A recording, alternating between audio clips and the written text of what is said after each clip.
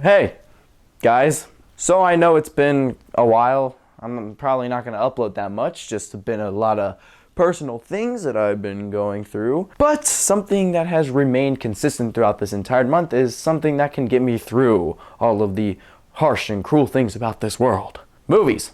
I know I already made a video about the top 10 movies of 2022, which I already disagree with my list, so if you want to see an updated, check out my Letterboxd. This is the first of many times I'm going to plug my Letterboxd, but seriously, if you want my updated views on movies and reviews and stuff like that, check it out. Brady Joker, obviously. If you don't know what Letterboxd is, like I explained, it's basically just a app or site where you can rate all the movies that you've seen. You can make lists. It's super, super cool.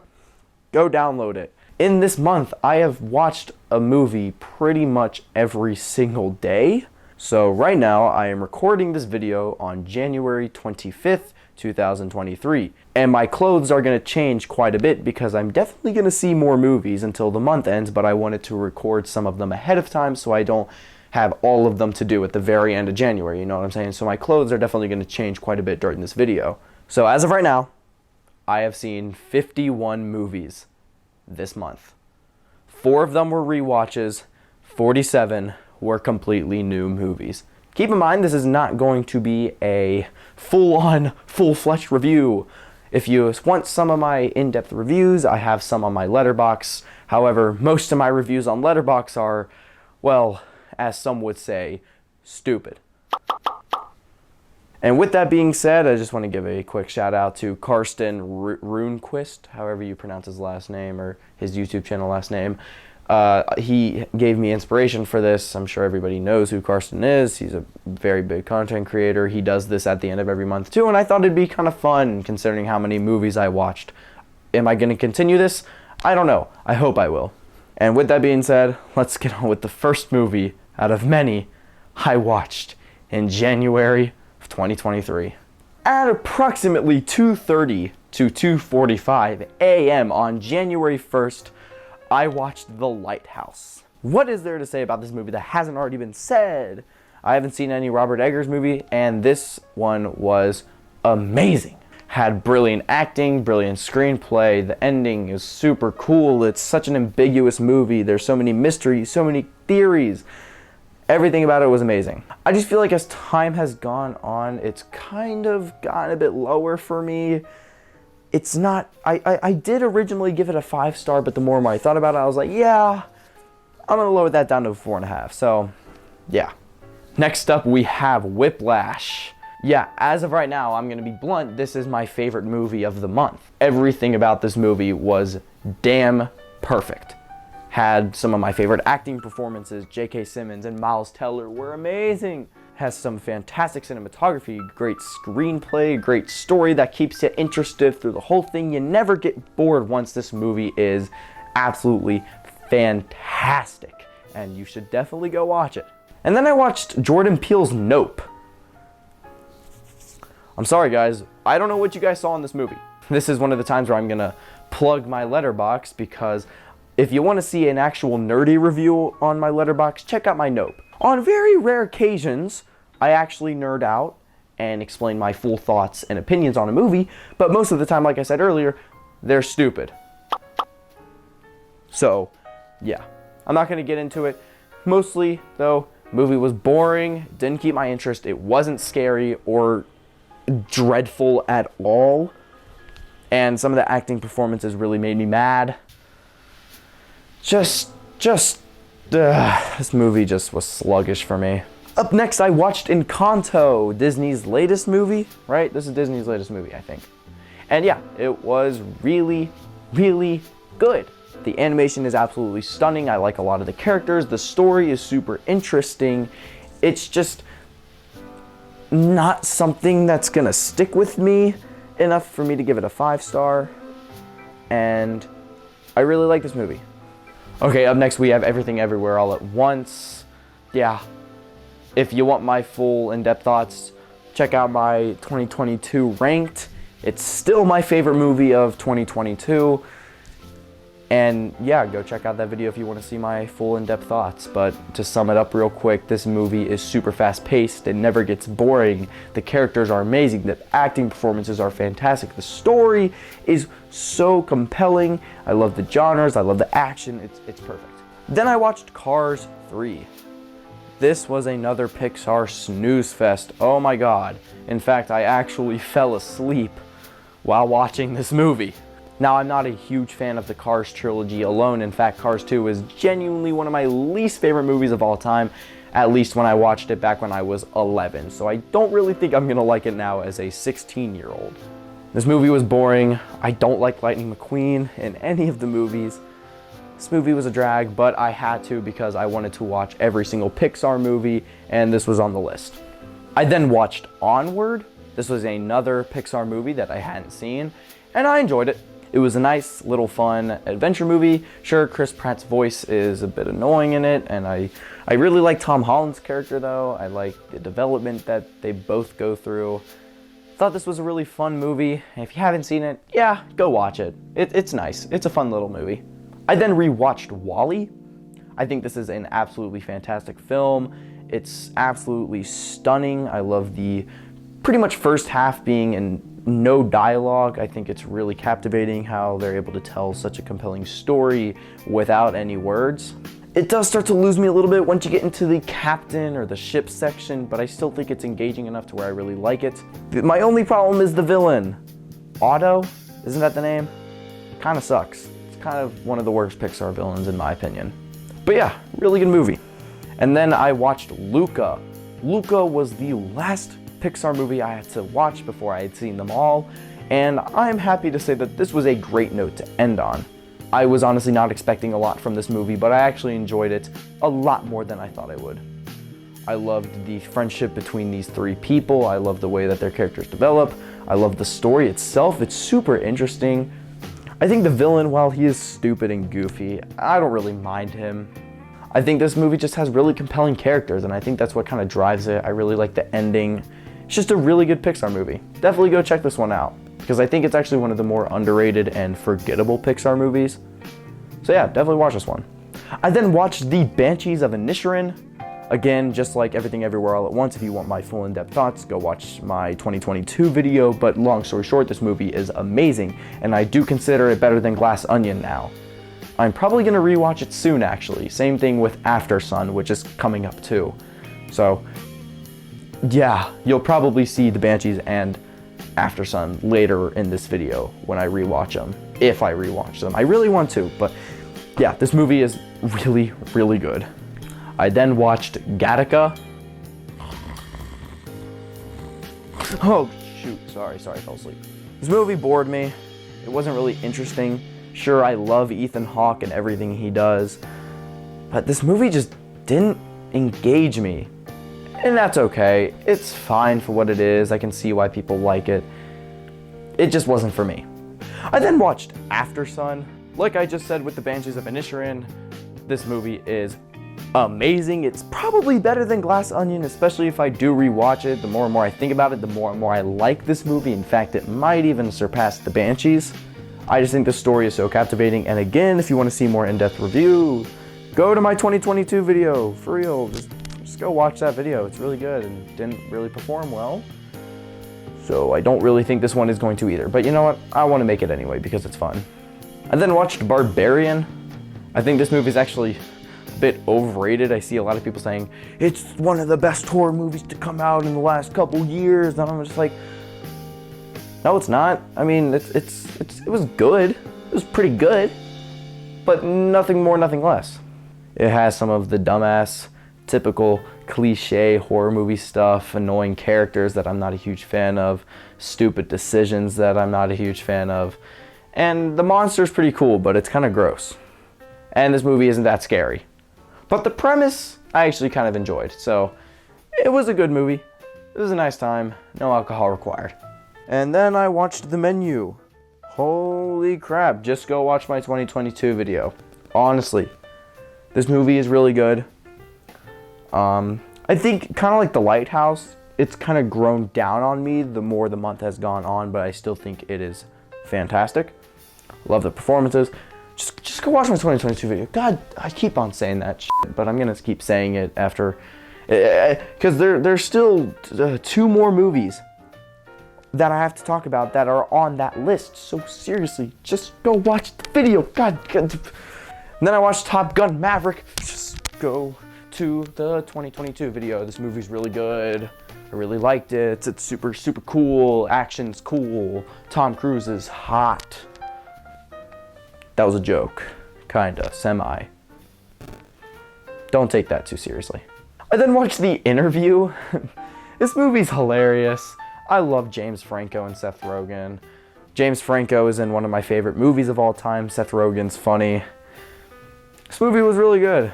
I mean, it's literally James Franco and a Kim Jong-un listening to Katy Perry in a tank.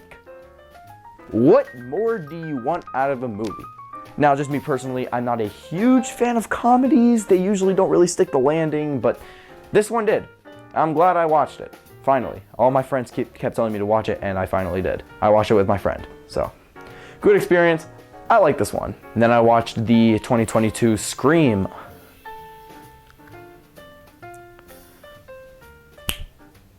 This movie's good.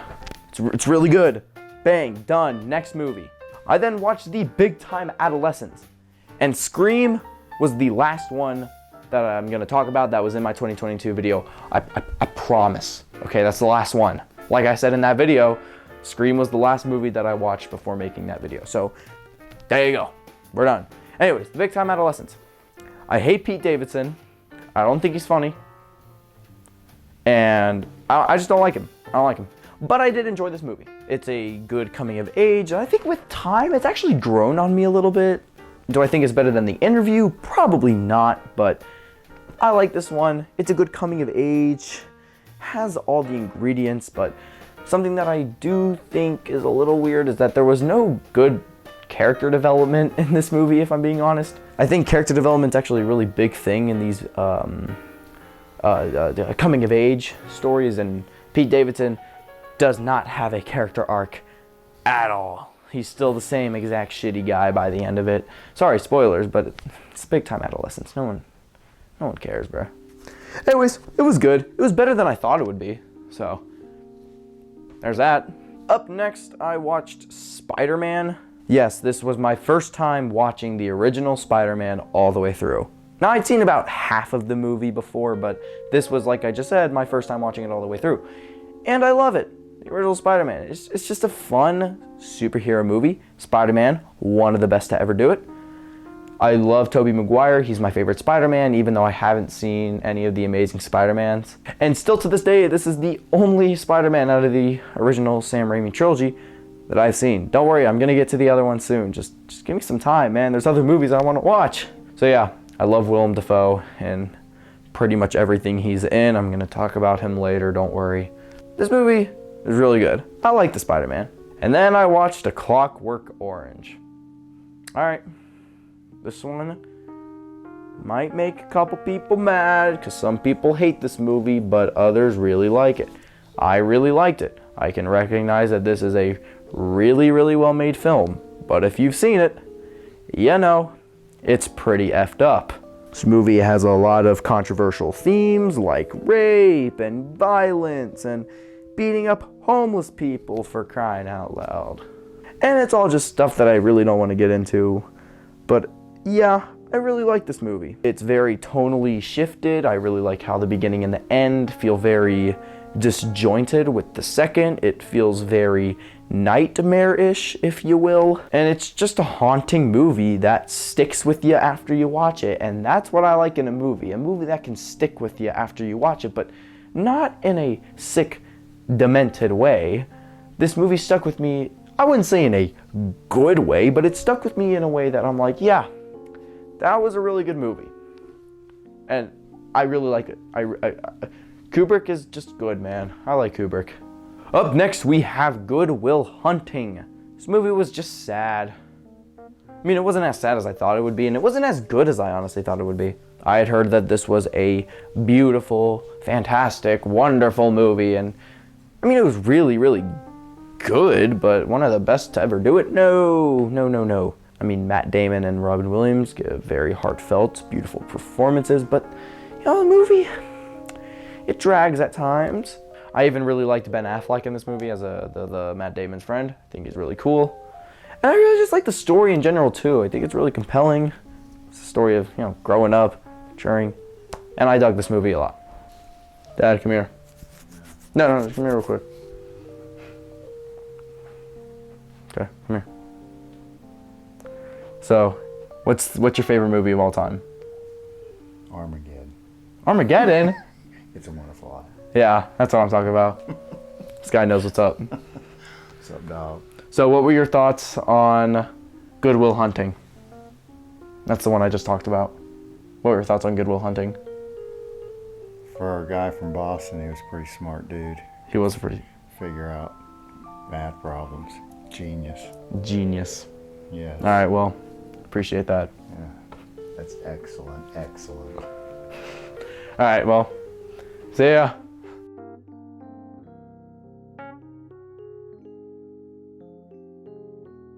I then watched I'm Thinking of Ending Things. This movie took me off guard completely. However, the director of this movie wrote the screenplay for Eternal Sunshine of the Spotless Mind, so I figured, I should probably give this one a watch. It's on Netflix, and I am so glad I did. I've never ever felt this way while watching a movie. It's so bizarre and confusing and stupid in the best way possible. You never really truly know what is real, what isn't real, what's happening, what's not happening, and this movie left me absolutely speechless. There are going to be a lot of people though who watch this movie and are like, this is the worst thing I've ever seen in my life. And the director really makes a point by showing it early in the movie when the dad talks about abstract art, how to some people it's a mess and it's stupid and it doesn't mean anything. And that kind of draws parallels to this movie, how some people are going to watch this movie and think, this movie is stupid, it's dumb, it has no real meaning. But some people are going to look at abstract art and this movie like it's beautiful. And I'm one of those people. So seriously, go watch this one. I then watched American History X. Wow. This one hits. This one hits hard. The ending is absolutely devastating, and it's really, really sad. And if you haven't seen this one, go in with a fair warning. This one can be a tough watch for some people. I love the way it shows developments. I love all the characters. I think Ed Norton gives one of his best performances.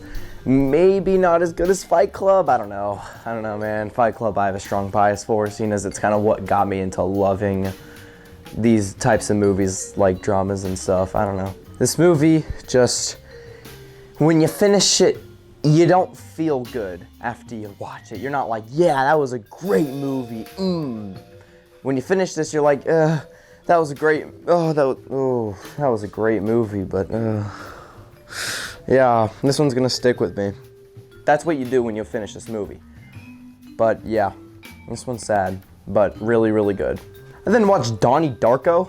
Yeah, it took me this long to see the movie, and yet I did not love it as much as like the whole internet, I guess. I think this movie is actually very overrated. Sure, I think Jake Gyllenhaal gives a fantastic performance, and I think Sure, Jake Gyllenhaal gives a fantastic performance, and I think the premise of this movie is actually super, super interesting. However, it doesn't really go anywhere with it, in my opinion. I think the bunny looks awesome, but the whole time travel thing just is so dumb to me. It just doesn't really stick the landing, especially with the ending.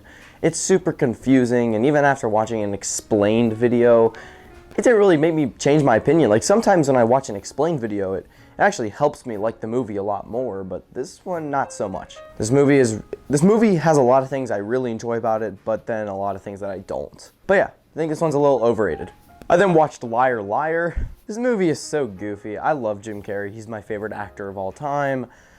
This is just a silly, lighthearted, fun watch. Jim Carrey gives a surprisingly very heartfelt performance, especially towards the end of this movie. I really like a lot of the scenes. Sure, Jim Carrey has his typical overacting, but I really don't think it takes away from the movie at all, in my opinion. I just really enjoyed this one. It's nice, it's sweet. Go watch it. I then rewatched Everything Everywhere All at Once. Yeah, it's still perfect. It's still it's still amazing. What do you want me to say? But then watched The Secret Life of Walter Mitty. And seriously, this is one of my nerdiest reviews on Letterboxd. I actually went pretty in depth on my thoughts about this movie. And yeah, essentially, I really want to like this movie. I really want to love this movie. But the story just didn't interest me at all. I just didn't really care about him having to solve this mystery about piece number 25 or whatever it was. It's been a while since I've watched it. But damn, the cinematography in this movie is something else. But sometimes I felt like the cinematography, I was only focusing on the cinematography and I wasn't really caring about what was actually going on in the movie. And that kind of drew me out of it. This movie is funny, but not nearly as funny as I thought it would be. But yeah, it's good. It's fine. It's Secret Life of Walter Mitty. His name's Walter. Come on. And then watched Moonlight. This one's gonna be a bit of a hot take. This movie, a lot of people love it. This a lot of people's favorites. This one might make some people mad, but just didn't really hit with me. I thought the first 2 sections of this movie were really, really good. I loved seeing him as a kid and seeing him as a teenager. Then the movie really lost me in that 3rd act where he was an adult. I don't know. I wasn't really interested in it. I just found it to be a lot slower compared to the first 2. I thought it was building up to something and it really didn't accumulate to anything in my opinion. However, those first 2 acts are really, really good. I really want to find out what happened to Juan. Juan? Wasn't that his name, Juan? I think so. Again, it's been like 12 days since it's been like 2 weeks since I've seen this movie. I really want to know what happened to him. You never find out. But then again, the movie isn't even about Juan, so I really shouldn't care, which I really don't care, but you know what? It's fine.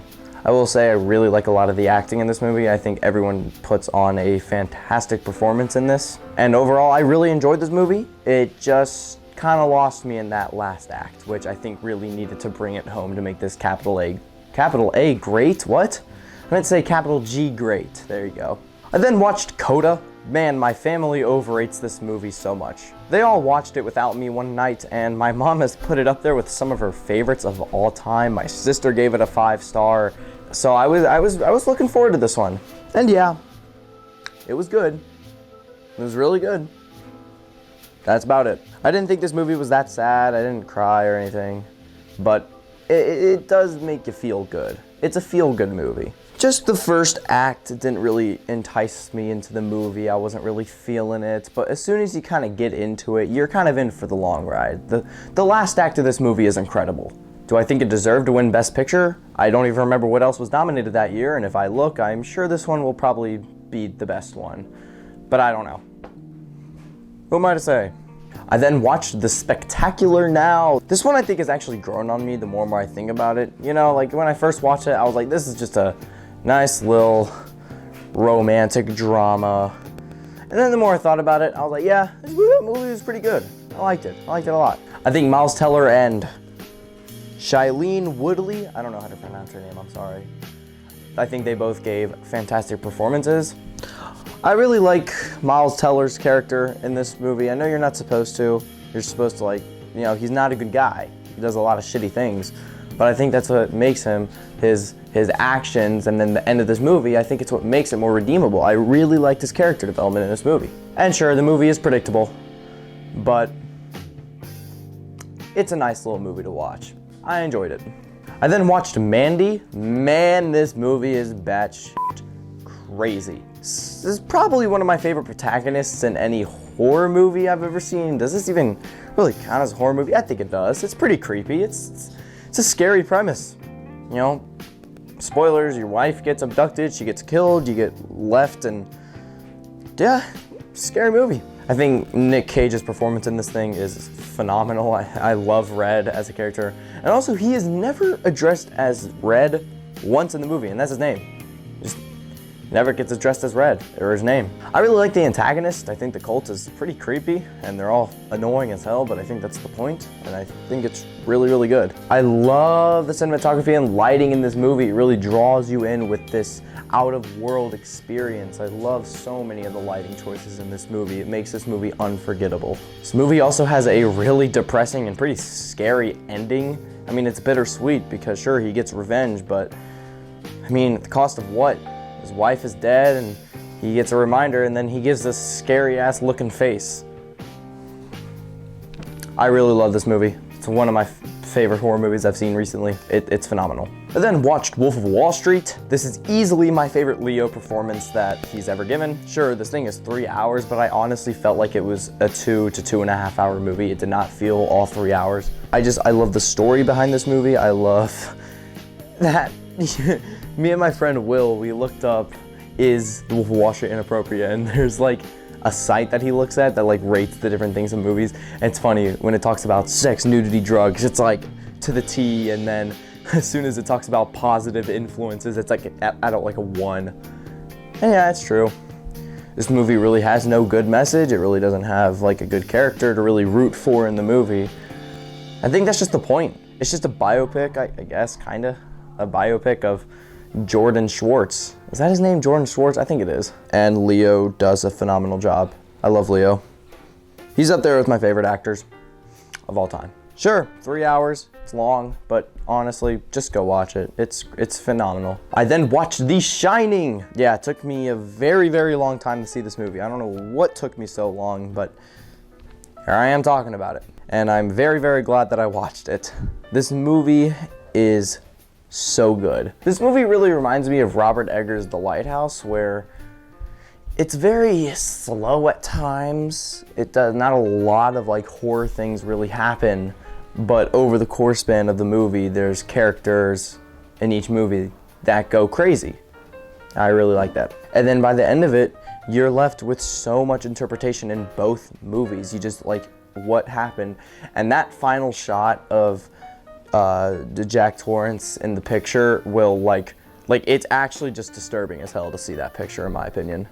Some people think it's kind of annoying that there's so much shit that you just don't know what happens, but I honestly really love that about this movie. I think the more and more I think about this one, the more and more I like it, unlike The Lighthouse, where I think the more I think about The Lighthouse, the less I like it. So yeah, essentially I think I like this movie more than The Lighthouse now. Is that what it says on my list on Letterboxd? I don't know. I then rewatched The Truman Show. Yep, this is one of my favorite movies of all time. One of my favorite performances of all time by Jim Carrey. Not my favorite Jim Carrey performance, but you know, it's up there. Just the premise and the plot alone is so intriguing and interesting in my opinion, and I love the way that Truman goes about trying to figure out what the heck is really going on in his life. This attention to detail is amazing. The ending is so good. Everything is built up so perfectly in my opinion. I genuinely don't have a single issue with this movie. I think it is perfect to the T. And I know I've said this so many times, but seriously, go watch this one.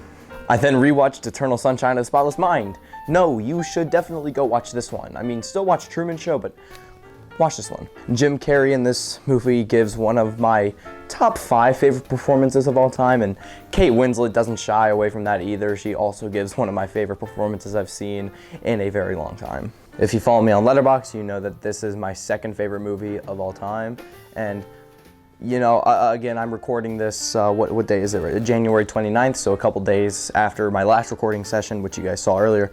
I rewatched the movie again. You guys will see me talk about it later, but yeah, this movie is still perfection.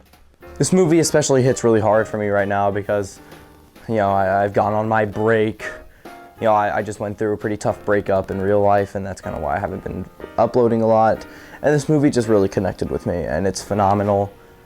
And God, just, the story, the premise just is so good. Has some of my favorite sad moments of all time where it's like, you don't cry, you just sit there and you're like, oh, that's sad. Like when Jim Carrey is like on the ice and he realizes that he doesn't want to erase Clementine from his brain and he's like, I don't want this anymore. It's devastating. And the ending to this movie is one of my favorite endings, period. It might be my second favorite ending to any movie, probably outside of It's a Wonderful Life, which is my favorite movie of all time. This movie just does things for me that I can't even explain. This movie is like actually capital P perfect. I don't even have a single nitpick with it. And seriously, I've told so many people to go watch this. Go watch this movie. It's so good. Seriously. All right, here's my little, I've been waiting for this one. I love talking about this movie. And then I watched Unbroken. This is the true story of Louis Zamperini, and it's really sad. He basically gets stranded out on the ocean with a couple of his war buddies for 27 days. I think it was 27 days. Or was it 41? Shoo, I can't even remember. It was either high 20s or low 40s. I know that's a big gap, but I can't remember. I think it was like 41.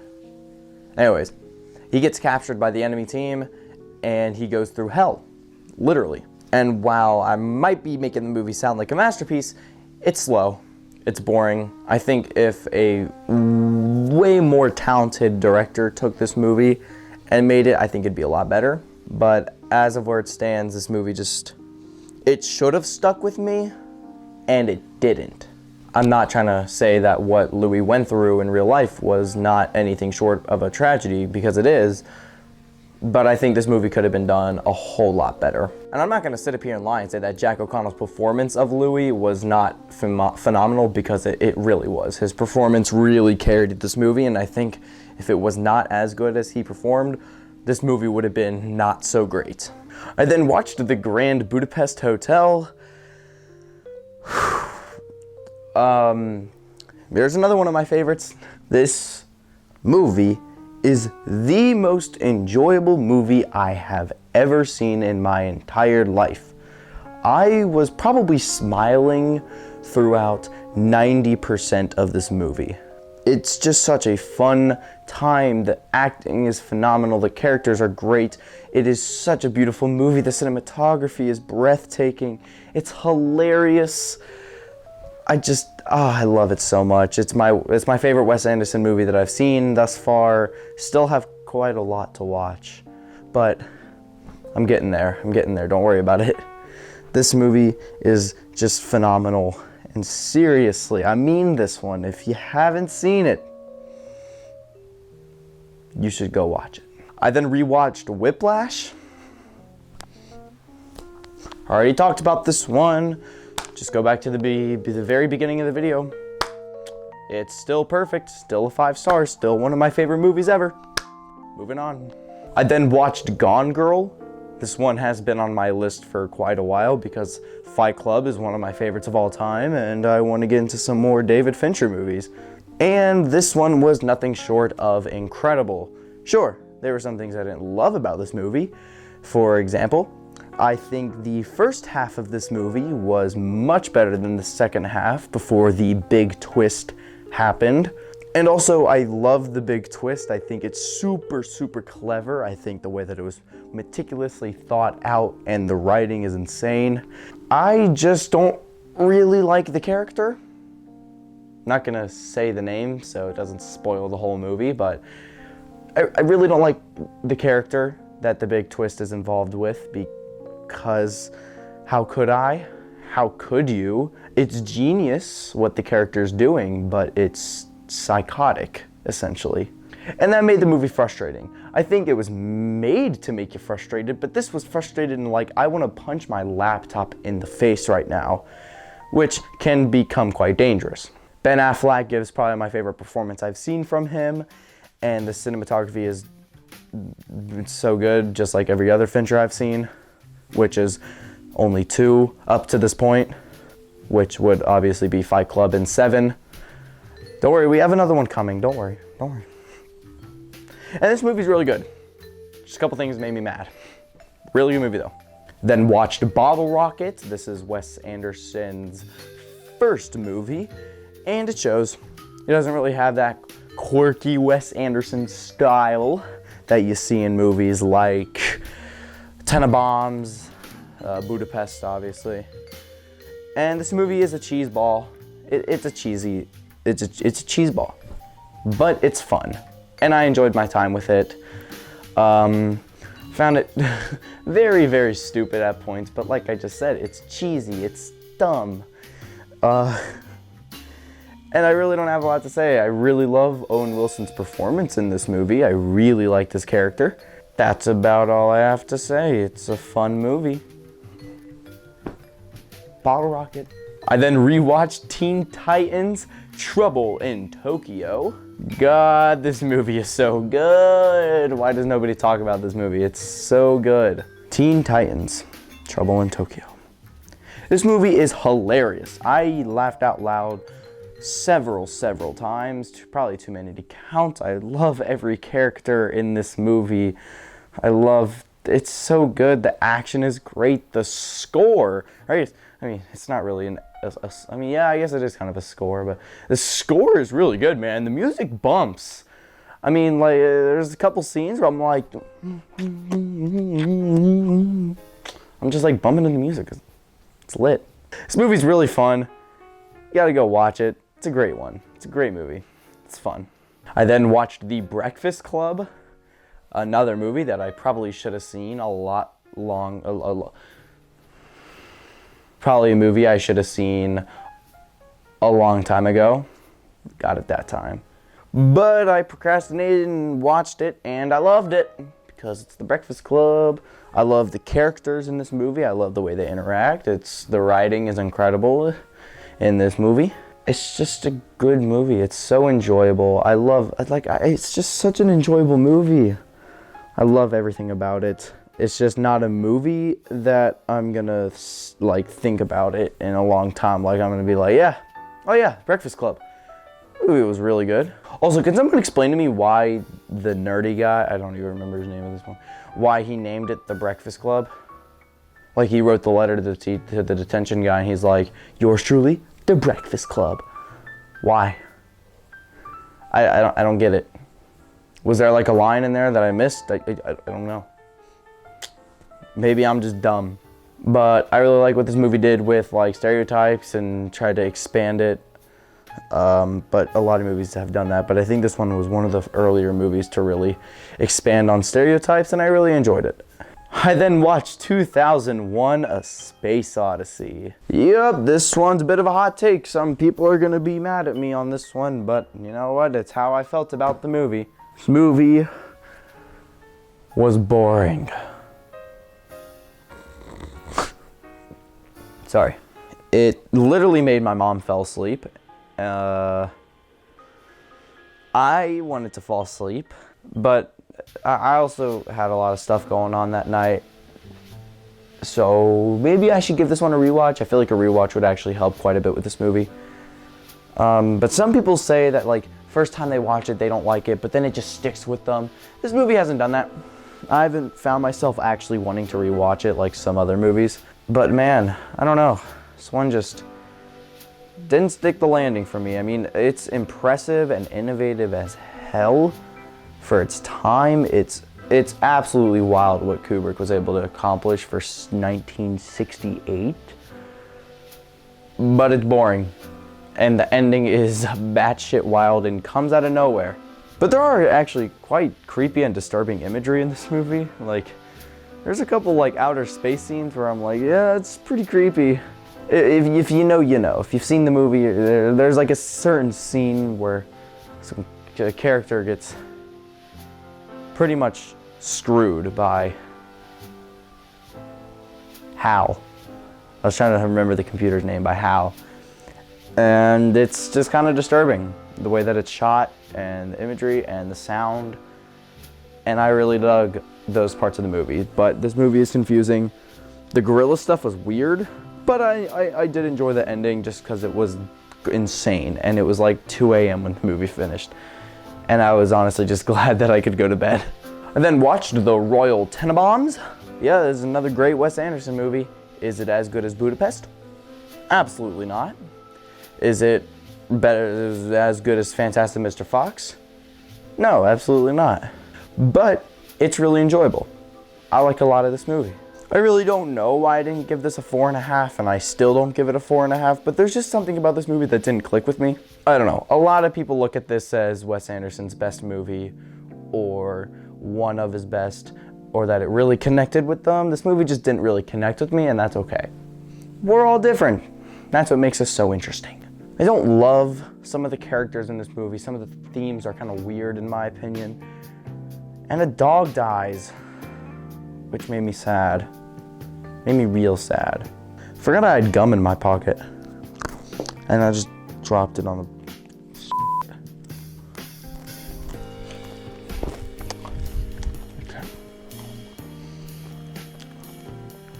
Oh, I'm recording. I probably shouldn't be chewing gum.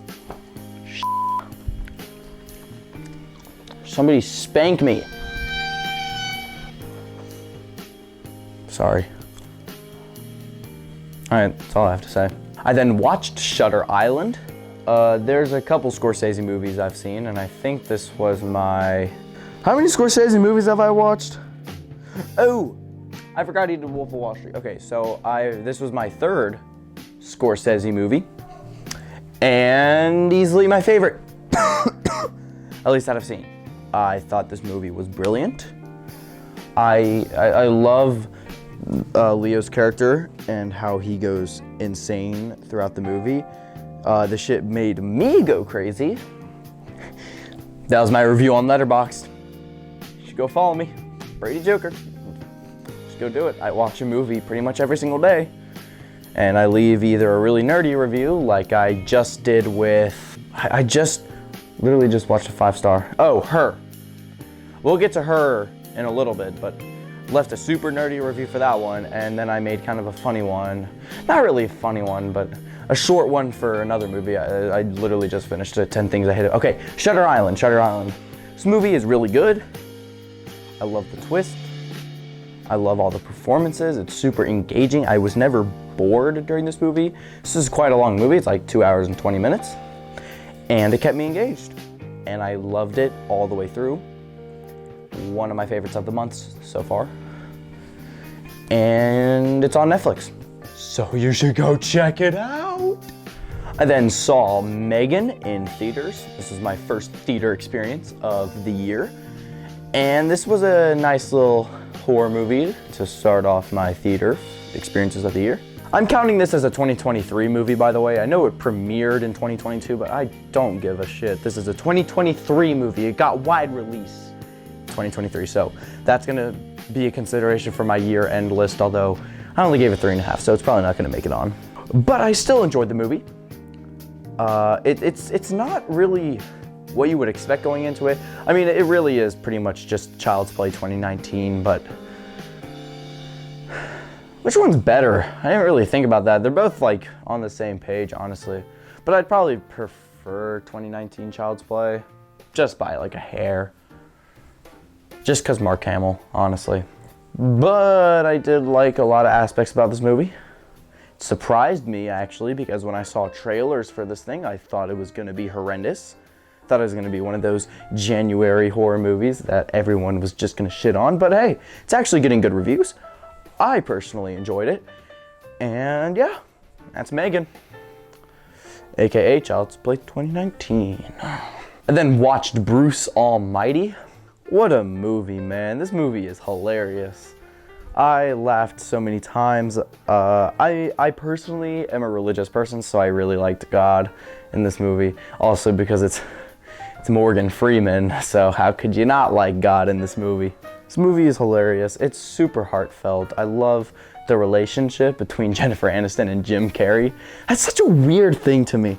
Like I know like picturing Jim Carrey and Kate Winslet is also super weird, but like for some reason Jim Carrey and Jennifer Aniston just is so much weirder to me. I don't know. It's just so odd. You know, Jim Carrey is just like this goofy guy that everyone doesn't really take seriously, and Jennifer Aniston's like the hot stuff, you know, like everyone's like, oh, it's Jennifer Aniston. She's like a weird parent, but it works because this movie is super good. And it is, I mean, my mom cried at it, so, but that's not really a hard thing to do in a movie. Jim Carrey, I feel like, has less of his overacting than Liar Liar, at least that I can remember, and I enjoyed it. I think I've said that like 3 or 4 times. Sorry. I apologize. I then watched Raging Bull, another Scorsese, and it was good. Really, really good. This movie is about real-life boxer Jake LaMotta as his boxing and aggressive natures kind of invade his real life with his friends and relationships, and it's super interesting to see the downfall of a man. And it doesn't like glorify it in any way. It's seen as like, yo, don't be like this asshole, and don't be an idiot. I really like this movie. Did feel a bit long. The first act didn't really hook me, but as soon as you kind of get into it, you're in for it, because as soon as the second half starts, yeah, it really picks up. The performances are great in this movie. Robert De Niro was absolutely amazing. The guy from Home Alone is in there, so this movie's good. I enjoyed it a lot. Definitely recommend. I then watched Juno. This is another really sweet little high school movie. I really like everything about this movie, if I'm being honest. Again, kind of like some other movies, like The Breakfast Club. It's just not gonna stick with me personally. I really just like the main character in this movie. She's just super cool. Like, she's such a good protagonist, in my opinion. She's so easy to root for in this movie. I just really like her. She's super down to earth, she's chill. I really love Michael Cera because it's Michael Cera. Who doesn't like Michael Cera? I mean, he's literally Robin from Lego Batman, so. And I really love the couple that takes the baby, except for the dude, because that guy sucks, and you don't want to be like him. But the mom is super nice. I love, J.K. Simmons. Ooh, I love J.K. Simmons and everything. Ooh, he's so cool. Oh, it's probably his best performance since Marmaduke, 2022. I then watched Raw. Ooh. This is an interesting one to talk about because it's super strange. Essentially, this is what being French does to a muffa. This movie is basically just about cannibalism, but it's also not. There's a lot of other things intertwined with this movie that make it super interesting. It's just, I probably didn't get it as much as some other people, mainly because I had to read it in subtitles. And watching this in school probably didn't help. I really did enjoy it though. Again, it's on Netflix. It's super weird and it's gross at times, like super fucking gross. But I do recommend it. And my sister, I wanted to watch this movie because I saw my sister gave it a 1 star, and I was like, ooh, let me check this movie out. And then I saw Karsten and 24 Frames of Nick and gave it a 5 star, so I was like, oh, it's interesting. And then I watched it, and I was like, yeah, my sister's pretty tripping. It's not a 1 star at all. I think my sister takes movies on face value. You need to dig deep and go into analysis mode, okay? God, so cringe. All right, I'm done for the night. I then watched Puss in Boots: The Last Wish. This movie has quickly become one of my favorite animated movies of all time. Every single scene is crafted so perfectly in the story. I love how this movie handles pretty dark themes for a kid's movie, and it's not afraid of them. It embraces them, and it uses them and plays with it so well in this movie. The wolf is one of my favorite villains in any animated movie, if not my favorite villain in any animated movie. Maybe outside of Scar from The Lion King. I just love every single thing about this movie. The dialogue is amazing. Every character has a purpose and a reason in the movie. And it's super heartfelt and it's sad, but it's also such a good movie. This also has some of my favorite animation in any movie I've ever seen. In fact, it might be my favorite looking animated movie of all time. I love the way that he takes kind of this cartoony comic book style, like they went for Spider-Verse, but then toned it back down to like normal animation as well, and it finds a perfect balance between the two, and I think it's my favorite looking movie honestly ever.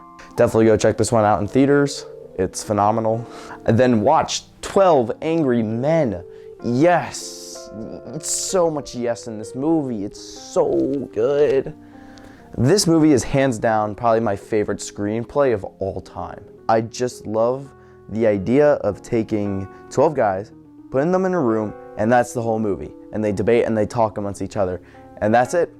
for an hour and a half, and yet I don't think I've ever been this engaged and this interested in a movie ever.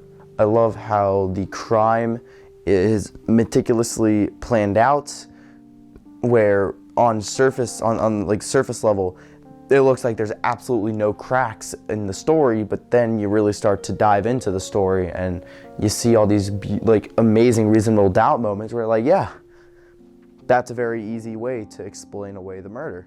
It also helps that we're reenacting the play in my English class, and your boy's Henry Fonda, so yeah, I know. I'm a cool guy. I never wanted to take my eyes off the screen. Like sometimes when a movie isn't really interesting me, I sometimes get on my phone, snap some people back, text some people. This movie, I didn't do that like once. I think I did it maybe once, and it was like, I was mad about it because I wanted to watch the movie and I was scared I would miss something. This movie is phenomenal. The hype is well deserved, and I really want to rewatch it soon. I think I am Thursday, so yeah. I then watched The Social Network. Mark Zuckerberg, yeah. This movie is incredible. Better than Gone Girl, better than Seven, not better than Fight Club. I'm sorry, it's not better than Fight Club.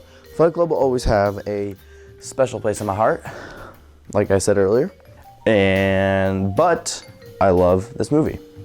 My only complaint with it is that I felt like the beginning was a bit slow, and the story of Facebook and Mark Zuckerberg didn't really interest me. Like, it's not something that I was really interested in going into the movie. I just wanted to watch it because I heard such great things about it. But the performances in this movie alone carried this thing, and I mean, even though, yeah, Jesse Eisenberg was phenomenal, Andrew Garfield, man, like, his performance is so depressing in this movie. Like, it's just so, like, sad to put yourself in his shoes. And it's just devastating what Mark did to this guy. I thought this movie was perfect in the technical sense. The cinematography was great, the writing was phenomenal, the directing was clearly great. David Fincher is just a super talented guy.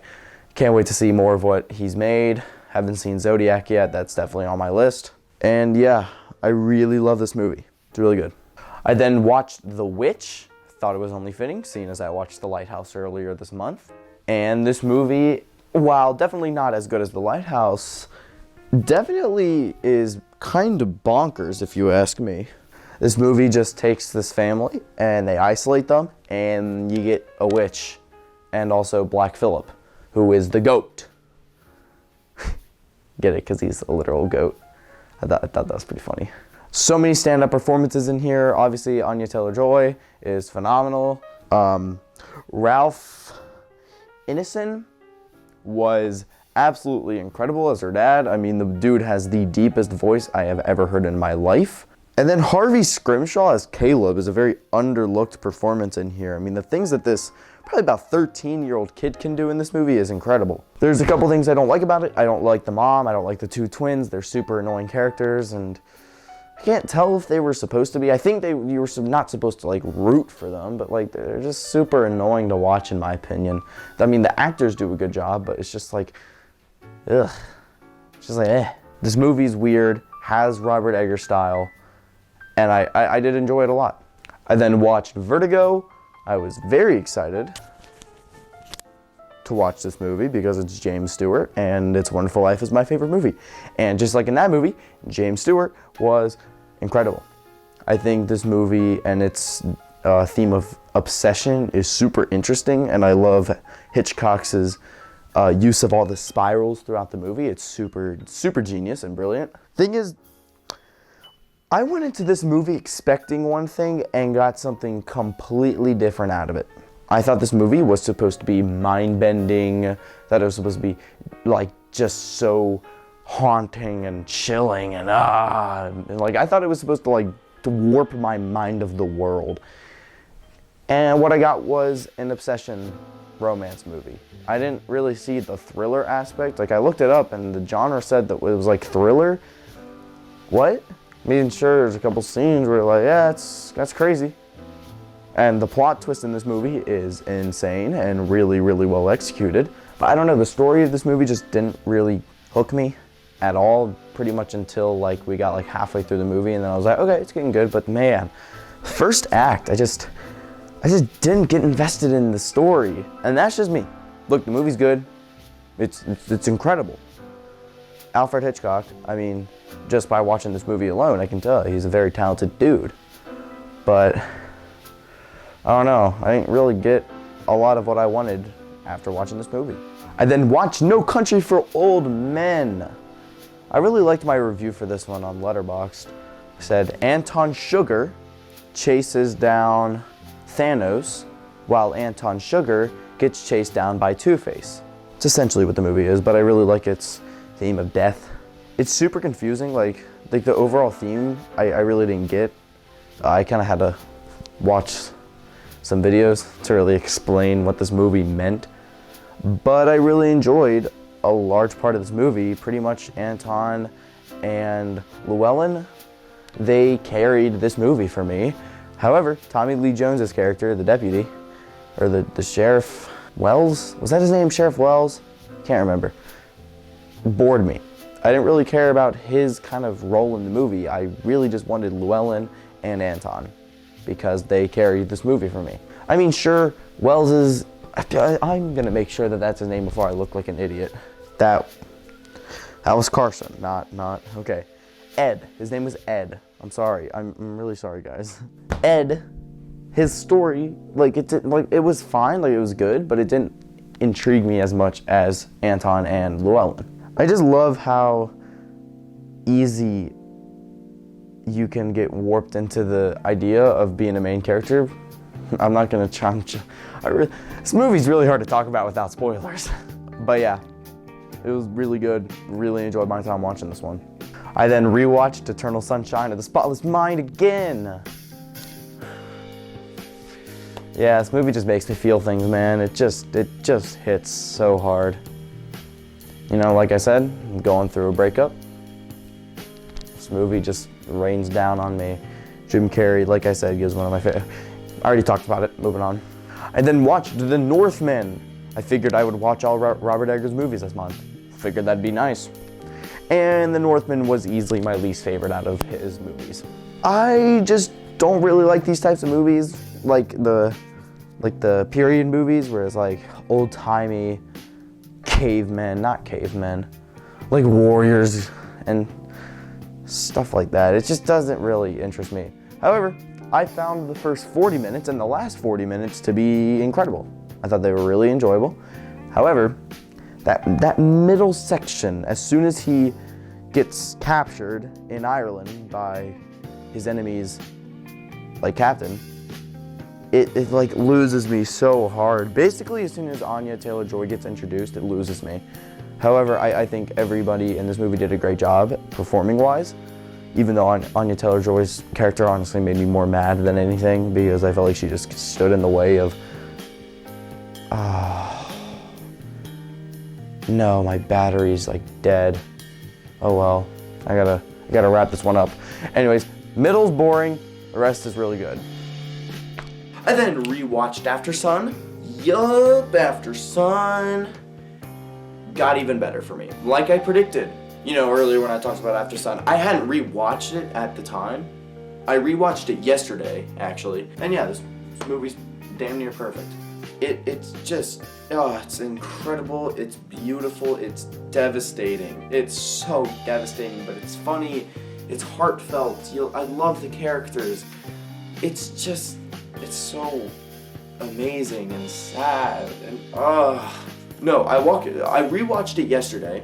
I going to school today, and my buddy Will goes, "Yo, I saw the movie After Sun. It was so bad."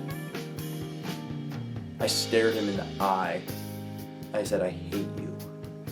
He's like, "It was so boring. What did you like about it?" I'm like, "Will, you don't know what this film was even trying to say. You don't know what it was trying to do.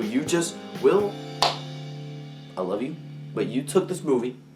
And some people will do this. I'm not just calling out Will. Some people will look at this movie and just take it on surface value. Like, oh, dad and daughter go on a vacation. Dad has depression. Bang, that's the movie. But that's so boring. What? That makes me mad. And sure, people can have their subjective opinions on what's good and bad, but I mean, come on now, this movie is phenomenal. It's phenomenal. It's so good. I then watched the movie Her.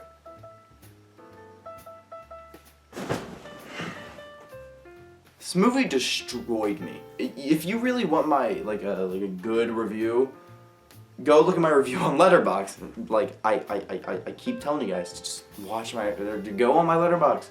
But man, I haven't felt this way watching a movie since Eternal Sunshine of the Spotless Mind. Like I've said earlier, I've been going through some stuff, a pretty rough breakup, and this movie didn't help. Or I mean, it kind of just wrapped me up in a blanket and just held me there. Like, yeah, you're still sad. This movie doesn't make you feel good. Even if you're happy, this movie will bring you down. I think I was talking about another movie earlier in this video where after you watch it, you're like, ugh, that movie was amazing. I almost bawled my eyes out like 2 different times in this movie. This is the most I have like been upset about a movie probably since Eternal Sunshine of the Spotless Mind, my first viewing. I haven't cried in a movie in like damn well a year and a half. And this movie almost broke me. It almost did. It almost caught me. It almost caught me lacking, but I pulled through. That ending, man. Joaquin Phoenix gives a phenomenal performance. Not Joker, godlike, but still incredible. I think Scarlett Johansson delivers such an endearing and sad, honestly, voice acting performance here, and it's fantastic. When you look at the movie and you see, wow, it's a movie about a dude and an AI falling in love, that looks so dumb. And I've told so many people to watch this movie. I watched it yesterday and I posted it on my